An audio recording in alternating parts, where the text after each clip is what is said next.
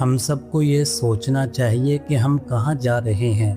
دن رات گزر رہے ہیں، نیند آتی ہے، صبح ہوتی ہے، کام پر جاتے ہیں، کھانا کھاتے ہیں، لیکن کبھی یہ سوچا کہ یہ سب کب تک چلے گا؟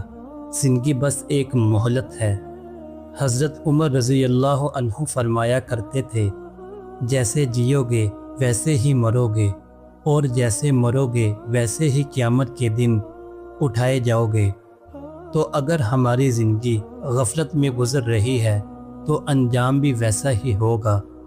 لہٰذا آخرت کی فکر کریں، یہ دنیا ختم ہونے والی ہے، کوئی نہیں جانتا کہ کس کو اگلا سانس ملے گا یا نہیں۔ قرآن میں اللہ تعالیٰ فرماتے ہیں، ہر جاندار کو موت کا ذائقہ چکھنا ہے، لیکن افسوس ہم ایسے جیتے ہیں جیسے ہم نے ہمیشہ رہنا ہے۔ آج اگر ہم نے اپنے اور اللہ کے درمیان کا معاملہ صحیح کر لیا تو انشاءاللہ تو اللہ باقی سب معاملات بھی درست کر دے گا۔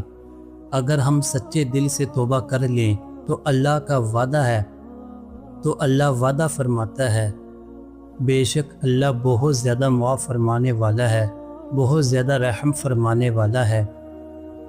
گناہ ہو جاتا ہے، ہم انسان ہیں، کمزور ہیں، لیکن گناہ کرنے کے بعد اللہ کو یاد کرنا یہ سب سے بڑی عبادت ہے، اور اللہ کو وہ بندہ سب سے زیادہ پسند ہے جو گناہ کر کے رو لیتا ہے اور کہتا ہے کہ اے اللہ مجھے معاف فرما دے، میں تیرے دروازے سے نہیں ہٹوں گا۔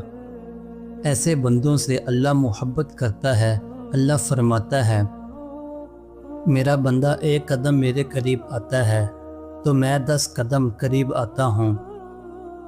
تو آئیے آج ہم سب نیت کریں، آج کے بعد ہم اپنے دل، نظر، عمل اور نیت کو اللہ کے حکم کے مطابق بنانے کی کوشش کریں گے۔ نماز کو وقت پر پڑھیں گے، ماں باپ کا دل نہیں دکھائیں گے، حرام سے بچیں گے، اور سب سے اہم توبہ کے دروازے کو ہمیشہ کھلا رکھیں گے، اور جو ہو چکا ہے اس پر اللہ سے معافی مانگیں۔ اللہ بہت مہربان ہے، بہت جلد معاف کر دیتا ہے۔ اللہ تعالی ہمیں عمل کی توفیق دے، ہماری آخرت کو بہترین بنا دے، اور ہمیں اپنی رحمت کے سائے میں رکھے۔ آمین۔